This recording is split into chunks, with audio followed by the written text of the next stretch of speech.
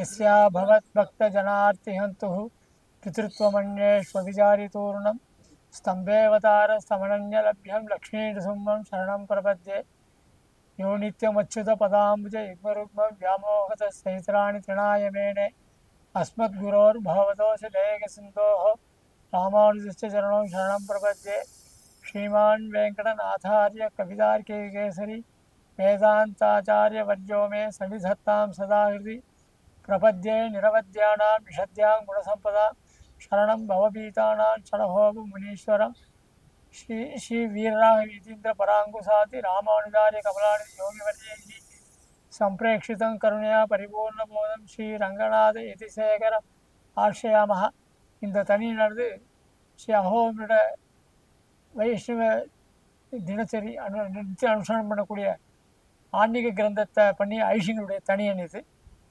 ஸ்ரீரங்கே ச யதீந்துனா கருணையா அசோஷாதி பிரேட்சிதம் கியாதஸ்ரீ நரசிம்மகார் ஜமுனேட் பாதாம்புஜயந்தேந்திரம் தான் தீக்ஷாந்தி தயாதிபிஸ்வகுணைः भान्तं बुधाग्रे श्रीमद्रङ्गसलारियोनिपतिं श्रेयोनिधिं संशये श्रीमत्श्रीरङ्गपृथ्वीश्वरसडरिपुणा संयमेन्द्रेण दृष्टा न्यस्तात्मानं नृसिंहे नरहरिसडजिद्योगिने प्रसादात् राज्ञं श्रीरङ्गकारि प्रभयतिपतेः प्राप्तलक्ष्मीनृसिंहास्थानं सेवे यतीन्द्रं सकलगुणनिधिं वीरलघ्वीक्षटारिं श्रीरङ्गनाथषडोपि यतीन्द्रदृष्टं लक्ष्मीनृसिंहसडजि करुणैकपात्रं श्रीरङ्गवीरपुराश्रवहृद्यं वेदान्तदेशिकयतीन्द्रमहं प्रपद्ये सम्प्राप्त अध्यात्मशास्त्रं नरहरिजनजिद्रङ्गपूकारिजाभ्यां कारुण्यात् श्रीनृसिंहेन्द्रगिरिसडरिपोः आत्मनिक्षेपधन्यं वेदान्ते वावतूगत्वमि सडिजिता रङ्गपूर्वेण सूक्तं वात्स्यं नारायणार्यं परमतमनव्याख्याख्यातमीडे श्रीमद्रङ्गसडारिसंयमिवरात् लब्धाहमान्तद्वयं श्रीमद्वीररघुत्वादिसडिदित्पादारविन्दाश्रयं श्रीमद्वेदपदं सदेशिकेतेः कारुण्यवीक्षास्पदं सेवे रङ्गधुरीणसासनवसं नारायणं योगिनं श्रीमद्रङ्गसडारि योगिजननस्तात्मरक्षापरं श्रीमद्रङ्गसडारि रघुराट् लब्धाहमान्तद्वयं ईर्ष्याडम्बविवर्जितं स्वगुणैर्भान्तं महत्त्वं सजं वन्दे वत्सविभूषणं बुधवरं श्रीकृष्णमार्यं सदा वेदान्तदेशिकयतीन्द्रकटाक्षलब्धत्रय्यन्तसारमनवद्यगुणम् उदाघ्र्यं नारायणाध्यैर्कृपाभिषिक्तं श्रीरङ्गनाथ यतिशेखरम् आश्रयामः. பிராமணனாக பிறந்தவர்கள் சந்தியாவந்தனத்தை 3 காலமும் அனுஷ்டிக்கணும். அதில் சந்தியாஹீனः அசுச்சிः நித்தியம் அனர்ஹ சர்வகர்மசு யத்னயத் குருத்தே கர்ம ந தஸ்ய பலமஸ்னுதே அப்படின்னு ஒரு ஸ்மிருதி வாக்கியம். அதில் யார் சந்தியாவந்தனம் பண்ணலையோ அவர்களெல்லாம் மற்ற கர்மாக்களை பண்ணுறதுக்கு தகுதியற்றவர்கள். அதனால் சந்தியாவந்தனத்தை அனுஷ்டிக்காதவன் வேறு எந்த கர்மாவையும் பண்ணக்கூடாது, அதனால் பலன் கிடைக்காதுன்னு ஸ்பஷ்டமாக தக்ஷஸ்மிருதியில் சொல்லப்பட்டிருக்கு.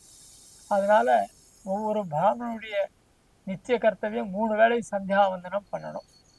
அந்த சந்தியாவந்தன காலம் எப்போ அப்படின்னு சொன்னால் பிராத்த காலத்தில், அதாவது சந்தியாவந்தனம் பண்ணுறதுலேயே உத்தமம் மத்தியமம் அதமம்னு 3 பிரிவு உண்டு. எதிராக உத்தமம் அப்படின்னு சொன்னால் கார்த்தால வேளை சந்தியாவந்தனத்தை சூரியோதயத்துக்கு 2 நாழிகை முன்னாடி பண்ணணும். அதாவது 2 நாழின்னா 48 நிமிஷம்.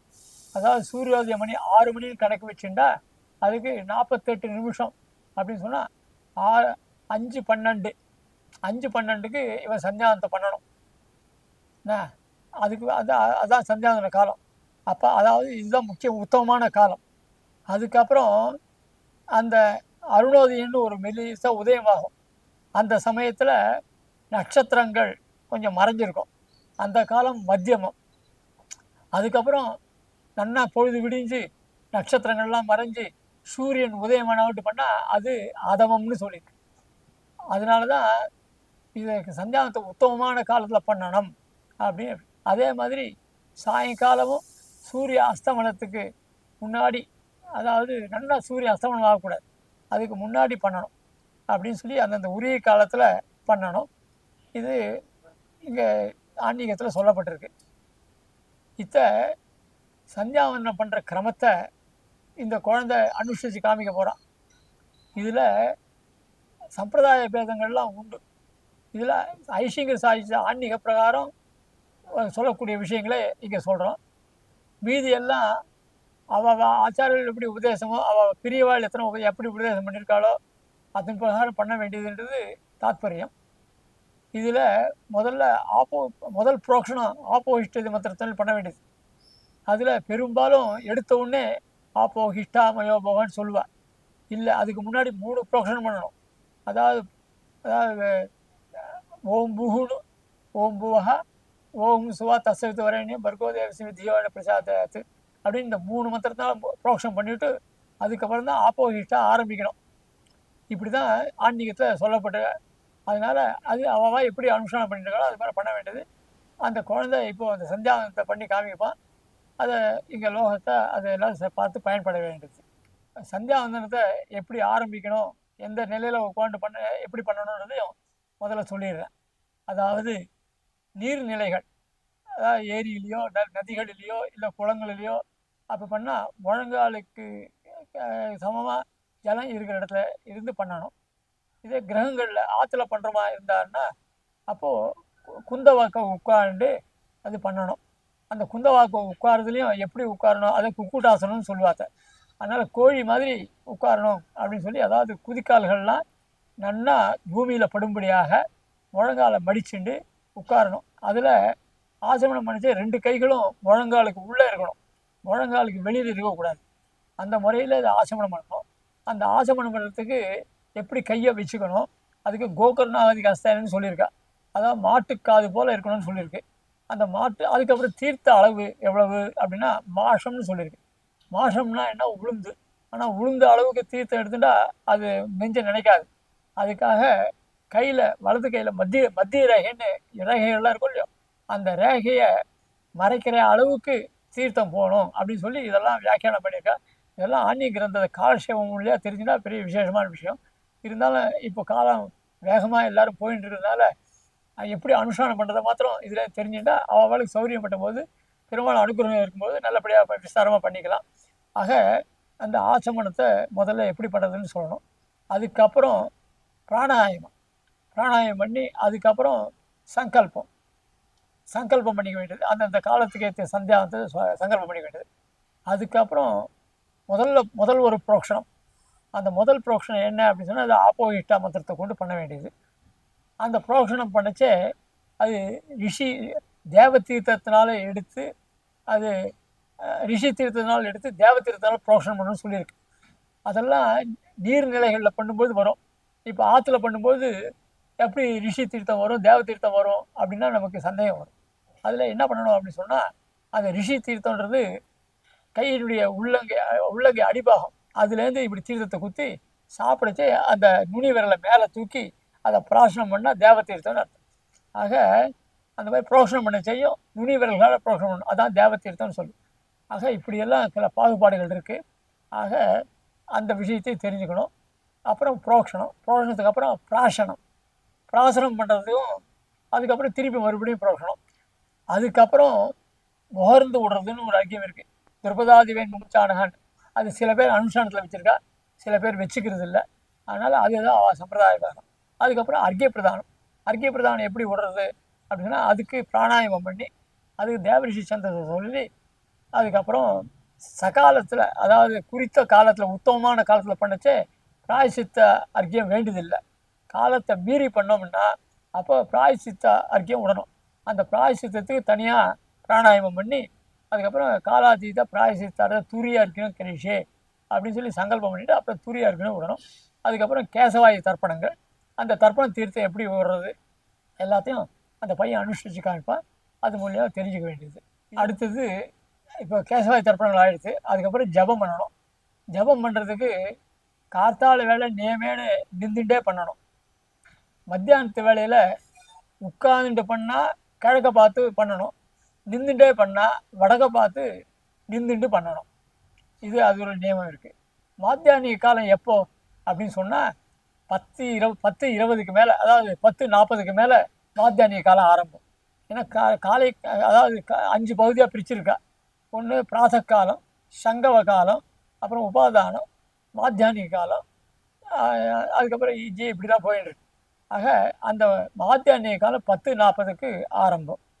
அந்த 10:40லேருந்து இவன் சாயங்காலம் சாயங்காலம் இப்போ எங்கேயோ ஒரு காரியமாக வெளில போயிடுறான், மத்தியானம் 2 மணிக்கு வரான், இல்லை சாயங்காலம் 5 மணிக்கு தான் வரான், மாத்தியானியம் பண்ணலை, அது மட்டும் பட்னியாக இருக்கான் அப்படின்னு சொன்னால் அப்போது மாத்தியானியம் சாயங்காலம் அஸ்தமிக்கிறதுக்கு முன்னாடி மட்டும் பண்ணலாம். அதுக்கு அவ்வளோ காலம் இருக்குது. ஆனால் மாத்தியானியத்தில் என்ன ஒரு விசேஷம் அப்படின்னு சொன்னால் பிராயசித்த அர்க்கியம்னு ஒன்று கிடையாது. கார்த்தால வேலையும் சாயங்காலம் வேலையும் நாழி கட்சி பண்ணால் பிராயசித்த அர்க்கியம்னு ஒரு சங்கல்பம் பண்ணிட்டு விடுறோம். ஆனால் மாத்தியானிகத்தில் பிராயசித்தன்றதே கிடையாது. ஏன்னா அது காலம் வந்து அஸ்தமிக்கிற மட்டும் இருக்கிறதுனால அதில் அர்க்கியம் வந்து சில பேர் ஒன்று தான் விடுறா. இப்போ ஐசிங்கத்தில் உள்ள 2 உடனே அர்த்தம் என்ன, அதனால் 2 தான் அர்க்கியம் விடணும். இது மாத்தியானத்தில் கொஞ்சம் வித்தியாசம். அதுக்கப்புறம் மீதெல்லாம் ப்ரோக்ஷன் இதெல்லாம் உண்டு, அதே பிரகாரம் தான். அதுலேயும் ஜபம், அதாவது ஜபத்தை சொல்லியாச்சு. அது மாத்தியானத்தில் உட்காந்து பண்ணணும் தான் கிழக்க பார்த்து பண்ணணும், நின்றுட்டு பண்ணால் தான் வடக்க பார்த்தே பண்ணணும். ஆனால் சந்தியாவந்தனம் மாத்தியானத்தில் சந்தியாவனம் பண்ணும்போது நியமேன வடக்க பார்த்து தான் பண்ணணும். 10-20 ஆயிடுச்சுன்னா அதுக்கு முன்னாடி பண்ணானாக்கா அதான் மாத்தியானியை வடக்க பார்த்து பண்ண சொல்லியிருக்கு. ஆசமனம் கிழக்க பார்த்து பண்ண வேண்டாம், வடக்க பார்த்தே பண்ணு. அதே மாதிரி உபஸ்தானம் பண்ண செய்யும் மேற்கிலேருந்து ஆரம்பித்து உபஸ்தானம் பண்ணணும். நம்ம வடக்கு நின்று ஜபம் பண்ணால் கூட உபஸ்தானத்தை திக் பிரதட்சணெல்லாம் பண்ணச்சே வடக்கு மேற்கிலேருந்து ஆரம்பித்து பண்ணணும் இருக்குது. இதுக்குள்ளே ஜபமும் அதே மாதிரி பிரகாரம் இருக்கும். அதில் ஜபத்தில் என்ன இப்போது பிராத்த சந்தியானம் சரி, மாத்தியானிய சந்தியானம் சரி, சாயங்கால சந்தியானத்துலையும் சரி, ஜப பிரகாரத்தில் முதல்ல இடத்த புரோஷிச்சுட்டு உட்காரணும். அப்புறம் ஆசன மந்திரத்தை பிரித்தியாகன்னு அந்த மந்திரத்தை சொல்லி, அப்புறம் கூர்மாசனம், கமலாசனம், இப்படி 5 ஆசனங்கள் இருக்கும். அந்த ஆசனத்தை சொல்லி அதுக்கப்புறம் பிராணாயாமம் பண்ணணும். பிராணாயாமம் பண்ணி ஸ்ரீபதாஜ்ஞா சிவன் நாராயண பிரீத்தம் காயத்ரி மகாமந்திர ஜபம் கரிஷேன்னு சங்கல்பம் பண்ணிக்கணும். அதுக்கப்புறம் என்ன பண்ணணும், 9 பிராணாயாமம் பண்ணணும். அப்படின்னு தான் பிரமாணங்கள்லாம் இருக்குது. ஆனால் சன்னதியில் 10 பிராணாயாமமும் 10 ஜபமும் பண்ணுறான். ஏன்னா இந்த பிரணவசி ரிஷி பிரம்மா சொல்லி கடைசியில் முடிக்கிச்சே சில பேர் பிராணாயாமே விநியோகான்னு சொல்லுவாள், சில பேர் ஜபே விநியோகான்னு சொல்லுவாள். இந்த பிராணாயாமே விநியோகான்ற பண்ணுறவாள் 10 தரம் காயத்ரி ஜப பெரிய, அதாவது தீர்க்க காயத்ரி பேர். ஓம் பூகுலேருந்து ஆரம்பித்து ஓமா போஜோ திருசாம்பு அம்பர்மா பூர்பூ சுரம் மட்டும் 10 தரம் பிராணாயாமம் பண்ணணும், 10 தரம் ஜபம் பண்ணணும். இது தீர்க்க காயத்ரின்னு பேர். இதை சன்னதிலேயே சில பேர் பண்ணுறதில்லை. அதனால் இதில் அபிப்பிராய பேதங்கள் இருக்குது. ஆனால் இன்னும் அந்த 10 பிராணாயாமம் பண்ணுறதுக்கு பிரமாணம் எங்கேயும் இல்லை. அது ஐசிங்கன்னு ஆன்மீகத்தில் சாதிச்சிட்டார். ஆனால் இன்னும் திருவள்ளுவம் எப்போ ஜபம் 10 பண்ணுறோமோ பிராணாயாமம் அப்போ 10 பண்ணணும். ஏன்னா இதெல்லாம் காயத்ரி ஜபத்துக்கு அங்கமாக சொல்லப்பட்டிருக்கு. அதனால தான் பிராணாயாமே விநியோகம்னு சொல்லியிருக்கோம். ஜபே விநியோகம்னு சொன்னால் சில பேர் என்ன பண்ணுறா, 9 தரம் பிராணாயாமம் பண்ணிட்டு 10 தரம் ஜபம் பண்ணுறா. அதனால் அவள் பெரியவாழ்க்கை அனுஷம் இதெல்லாம் சில வித்தியாசங்கள் இருக்குது. அதுக்கப்புறம் ஜபத்தில் வரும்பொழுது எல்லாம் ஒன்று தான். அது அப்புறம் அதுக்கு கார்த்தால வேளைக்கு ராதாத்தியாய காயத்ரி, மத்தியம் தினத்து காயத்ரி, அப்படி அது ஒரு விஷயம் வித்தியாசங்கள் தேவதைகள் வித்தியாசம் இருக்கும். சாயங்காலத்து வேளையில் எப்போ பண்ணுறது அப்படின்னு சொன்னால் அஸ்தமிக்கிறதுக்கு முன்னாடி ஒரு 2 நாளைக்கு முன்னாடி பண்ணணும். அதாவது 6 மணிக்கு அஸ்தமனம் அப்படின்னு சொன்னால் அதான் 5:12க்கு பண்ணலாம். ஆனால் சூரிய அஸ்தமனம் ஆன பிற்பாடு பண்ணால் அதுக்கு காலாதீத்த பிராயச்சித்தம் பண்ணி ஆகணும். அதுக்கப்புறம் சந்தியானத்தை ஜபம் பண்ணி உபஸ்தானம் பண்ணி பண்ணுறதுக்கு முன்னாடி சன்னதியில் இருக்கிறவா என்ன பண்ணுவா, காயத்ரி ஜபத்தை பண்ணி முடித்த உடனே அதுக்கப்புறம் திருப்பி பிராணாயாமம் பண்ணி அஷ்டாட்சர ஜபத்தை பண்ணுவாள். காயத்ரி எவ்வளோ ஜபம் பண்ணுறோமோ அவ்வளோ அளவுக்கு அஷ்டாட்சரத்தையும் பண்ணி ஆகணும். இந்த அஷ்டாட்சர ஜபம் உபதேசம் ஆனவா பண்ணணும். என்ன ஏன்னா உபநயனம் படித்து இந்த அஷ்டாட்சரத்தை உபதேசம் ஆகிடும். அதனால் இந்த அஷ்டாட்சர மந்திரத்தை காயத்ரி ஜபத்தை ஜபித்த உடனேயே அஷ்டாட்சர பிராணாயாமம் பண்ணி அதை பண்ணணும். அதுக்கு ரிஷி சந்தஸ்லாம் இருக்குது, அதெல்லாம் தெரிஞ்சுக்கணும். அதெல்லாம் அப்படி ஆனால் அஷ்டாட்சர ஜபத்தையும் பண்ணி ஆகணும். அதுக்கப்புறம் சந்தியாவந்தனம் பண்ணி முடிச்சாவிட்டு, உபஸ்தானங்கள்லாம் பண்ணி முடிச்சாவிட்டு, அதுக்கு சாத்விக தியாகம் பண்ணி அதுக்கப்புறம் திருப்பி அஷ்டாட்சரம், துவயம், சர்ம ஸ்லோகம், ஸ்ரீமந்திரம் இதெல்லாம் பண்ணி ஆகணும். இது சில பேர் என்ன பண்ணுவா, அப்படியே சேர்த்து பண்ணிடுறா. அதனால் சன்னதி கிரமம் பிரகாரம் இந்த காயத்ரி ஜபம் ஆன உடனே அஷ்டாட்சரத்தை மாத்திரம் பண்ணணும். உபஸ்தானத்தை பண்ணி முடிட்டு அதுக்கு சாத்விக தியானம் பண்ணி பிற்பாடு அதுக்கப்புறம் 2 தடவை ஆச்சமனம் பண்ணி அதுக்கு சங்கல்பம் வேண்டாம். ஆனால் உட்காந்து ஆரம்பிக்கிச்சு அஷ்டாட்சரத்தினால பிராணாயாமம் பண்ணி ஸ்ரீபதாஜ்யா ஸ்ரீமன் நாராயணபிரத்தம் அஷ்டாட்சர மந்திர ஜபம் கரிஷே அப்படின்னு அப்போ தான் சங்கல்பம் பண்ணிக்கணும். ஆச்சமனம் பண்ணிக்க வேண்டியது. அதே மாதிரி அதை முடித்த உடனே துவய மந்திரம் சொல்லி ஸ்ரீ சரணாதி மந்திர ஜபம் கரிஷே அப்படின்னு. அப்புறம் இன்னொன்று பண்ணிட்டு சர்மஸ்லோக மந்திர ஜபம் கரிஷே, அதுக்கப்புறம் ஸ்ரீ மந்திர ஜபம் கரிஷே, இப்படின்னு இதெல்லாம் அது பண்ணணும். அதுக்கப்புறம் ஆதார சக்தி தர்ப்பணங்கள்லாம் இருக்குது. அதெல்லாம் நீண்டு போகும். அதுக்கு இப்போ வேண்டியது அது காலக்ஷேபம் வந்து அவளுக்கு அபிருச்சி வரும்போது அதெல்லாம் ஆன்மீக கிரந்தத்தை பார்த்து தெரிஞ்சுக்கலாம். ஆக இந்த சாயங்காலத்து வேளையில் எப்போவுமே நியமேன வடக்க பார்த்து தான் ஆச்சமனம் பண்ணணும், கிழக்க பண்ணக்கூடாது. ஆனால் மேற்க பார்த்து ஒரு சமமும் ஆச்சமனக்கூடாது. மேற்கையோ தெற்கையோ பார்த்து ஆச்சமனம் பண்ணக்கூடாது.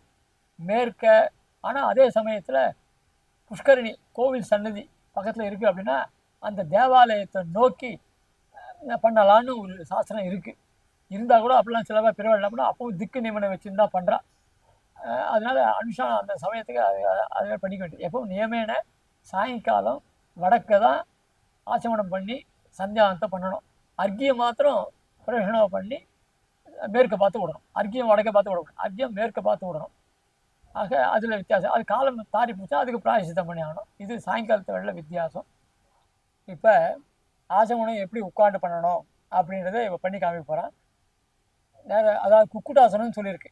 குக்குட்டாசனம்னா எப்படி அப்படின்னு சொன்னால் நல்லா காலை குந்தகா வச்சுட்டு இப்படி உட்கார்றது தான் குக்குடாசனம்னு பேர்.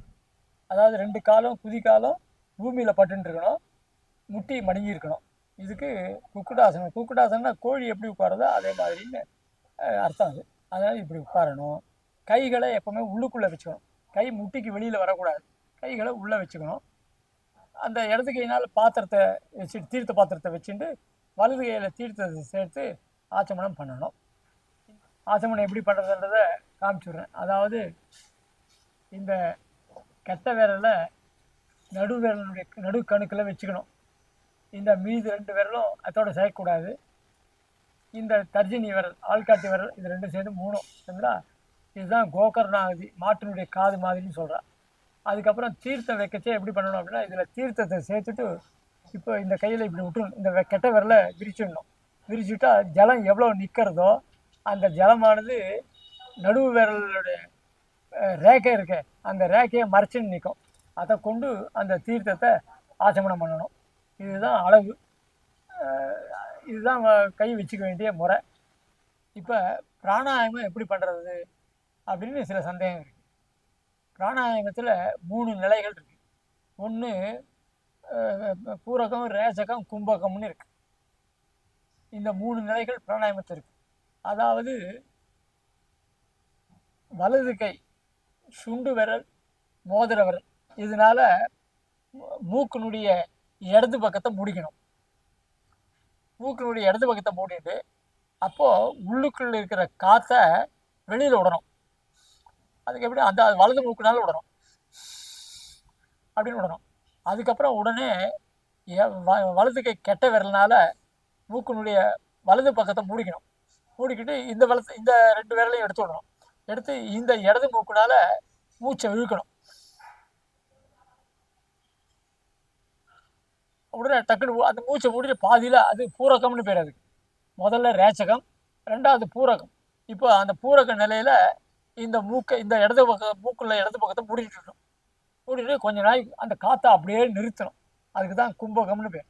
அந்த நிறுத்தி அந்த சமயத்தில் இந்த பிராணாயாமத்தை 3 தரம் பண்ணுச்சு. அது மட்டும் அந்த பிராணாயாமம் மூச்சை விடக்கூடாது. என்ன அப்படி முடியல அப்படின்னு சொன்னால் இது 2வது பட்சம். அப்படி முடியலன்னா ஒரு பிராணாயாமம் ஆன பிற்பாடு திருப்பி அதே மாதிரி ஆரம்பித்து பண்ணணும். அதே மாதிரி கூடாது, அது அபியாசம் பண்ணால் வந்துடும். அதனால் 3 பிராணாயாமம் பண்ணச்சு அது வரைக்கும் அந்த மூச்சு இருக்கணும். அதுக்கப்புறம் அந்த 3 முடிஞ்ச உடனே 9 நான் சொல்கிறது 9 கிரமத்தில் வரும்பொழுது அதுக்கப்புறம் 3 அதுக்கு திருப்பி மூச்சை இழுத்து நிறுத்தி அதுக்கப்புறம் வெளியில் விட்டு இழுத்து நிறுத்தி பண்ணணும். அதே மாதிரி 3வது பிராணாயாமம் பண்ண செய்யும் 3 9 தரம். நான் ஏற்கனவே சொன்னேன். அதாவது பிராணாயாமம் தீர்க்க காயத்ரி 10 தரம் பிராணாயாமம் பண்ணணும்னு சொல்லி. அந்த 10 தரம் பிராணாயாமம் எப்படி எண்ணிக்கை வரும் அப்படின்னு சொன்னால் 3 4 3. ஆக 3 4 3ன்ற கணத்துல முதல்ல 3 பண்ணணும், நடுவில் 4 பண்ணணும், அதுக்கப்புறம் 3 பண்ணணும். இது பிராணாயாம கிரமம். அதுக்கப்புறம் ஜபம் எப்படி பண்ணுறது அப்படின்னு சொன்னால் ஜபத்துக்கு எப்போவுமே வலது கையை உபயோகப்படுத்தணும். வலது கையில் எண்ணிக்கை ஆரம்பிக்கிச்சே வலது கை சுண்டு விரலினுடைய அடி அந்த கணுக்குன்னு பேர் இதுக்கெல்லாம். அதாவது 3 பாகமாக இருக்கும் இல்லையோ, அதனால் வலது கையில் சுண்டு விரலில் அடி கணுக்கில் கையை வைக்கணும். அது 1. அப்புறம் 2வது மத்தியம் இருக்குது 2. அதுக்கப்புறம் 3. அதுக்கப்புறம் மோதிர விரலில் மேலே இருக்கிற கணு அது 4. அப்புறம் மத்தியம விரல் அந்த மறுவிரலில் மேல் கணக்கு 5. அதுக்கப்புறம் ஆள்காட்டி விரலில் அந்த முதல் மேலே இருக்கிற கணக்கு 6 7 ஆச்சா 6 ஆச்சு. அதுக்கப்புறம் அந்த ஆள்காட்டி விரலில் நடு 7 ஆச்சு. அதுக்கப்புறம் அதனுடைய கீழ்பாகம் 8 ஆச்சு. அப்புறம் நடு விரலில் கீழ்கணுக்கு அடிக்கணுக்கு அது 9 ஆச்சு. திருப்பி மோதிர விரலில் அடிக்கணுக்கு 10. ஆக 1 2 எப்போவுமே வலது பக்கமாக தான் போகணும், இடது பக்கமே போகக்கூடாது. ஆக இந்த 10 தரம் பிராணாயாமம் பண்ணிச்சு இப்படி தான் எண்ணிக்கணும். அப்போ பிராணாயாமம் பண்ணிச்சு 10 நாம் பிராணாயாமம் பண்ணிச்சு வலது கை தானே காரியமாக இருக்கும். அப்போ எப்படி எண்ணிக்கிறது அப்படின்னு சொன்னால் மனசாலேயே எண்ணிக்கலாம். அது முடியல அப்படின்னு சொன்னால் அப்போது இடது கையில் சுண்டு விரல் இடது கையில் சுண்டு விரலில் கீழ்பாகத்துலேருந்து ஆரம்பிக்கணும். இடது கையுடைய சுண்டு விரலில் கீழ்பாகத்துலேருந்து ஆரம்பித்து அதுக்கப்புறம் மோதிர விரல் அதில் எல்லாம் கீழ் தான். அதுக்கப்புறம் மத்தியம விரல், அதுக்கப்புறம் ஆள்காட்டி விரல், இது மட்டும் கீழ்கணுக்கு. அதுக்கப்புறம் இப்போது இடது கையில் ஆள்காட்டி விரலில் நடுக்கணுக்கு, அதுக்கப்புறம் மேல் கணுக்கு, அதுக்கப்புறம் மத்தியம விரலில் மேல் கணுக்கு, அப்புறம் மோதிர விரலில் மேல் கணுக்கு, அதுக்கப்புறம் சுண்டு விரலில் மேல் கணுக்கு, அதுக்கப்புறம் மத்தியமம். இதில் சேர்த்தா 10 ஆகும். வடக்கு இப்படி பிரதர்ஷனமாக வரும். அதாவது இடக்கையில் சுண்டு விரலினுடைய கீழேருந்து ஆரம்பித்து அப்படியே பிரதர்ஷனமாக வந்தால் அதே சுண்டு விரலில் மத்தியமத்தில் வந்து முடியும். இதுதான் 10. ஆக இந்த இப்போ 100 தரம் பண்ணுறோம். 100 தரம் பண்ணிச்சு எப்படி கணக்கு வச்சுக்கிறது? ஏன்னா ஜபம் பண்ணிச்ச இந்த கையால் வலது கையால் எண்ண போகிறோம், அப்போ 10 வரும். அப்போது ஒரு 10 ஆச்சுன்னா சுண்டு விரலில் வச்சுக்கணும், சுண்டு விரல் கீழே. அப்போ 10 ஆச்சு. இது 10 தரம் ரொட்டேஷன் 10 10 × 10 100 ஆச்சு. அதுக்கப்புறம் 8 அது வலது கையிலே 8 முடிஞ்சு விடும். ஆக 108. 108க்கு மேலே போச்சுன்னா 1008 எப்படி கணக்கு பண்ணுறது அப்படின்னு சொன்னால் அதுக்கு தான் பெரியவாள்லாம் தர்ப்பத்தை ஒன்று வச்சுப்பா. அந்த தர்ப்பத்தை நினச்சி வச்சுட்டு அந்த தர்ப்பத்தில் ஒவ்வொரு 100 ஆன உடனே முடிச்சு போட்டுப்பா. அது 5 100 மட்டும் முடிச்சு போட்டுப்பா. அதுக்கப்புறம் அடுத்த 5 100 வரைக்கும் ஒவ்வொரு முடிச்சா அவுத்துருவா. அதனால் 1000 கணக்கு வந்துடும். சில பேர் பார்க்க வச்சுப்பா, சில பேர் இதாக வச்சுப்பா. அதனால் எண்ணிக்கை வரத்துக்கு அப்படி அது பண்ணணும். ஆக என்றதும் சொல்லியாச்சு. அதுக்கப்புறம் தான் உபஸ்தானம். உபஸ்தானத்தில் ஒன்றும் விசேஷம் ஒன்று கிடையாது. அந்த குழந்தை இப்போது அந்த சந்தியாவந்தத்தை பண்ணி காமிப்பான். அதை இங்கே லோகத்தை அதை எல்லாம் பார்த்து பயன்பட வேண்டியது.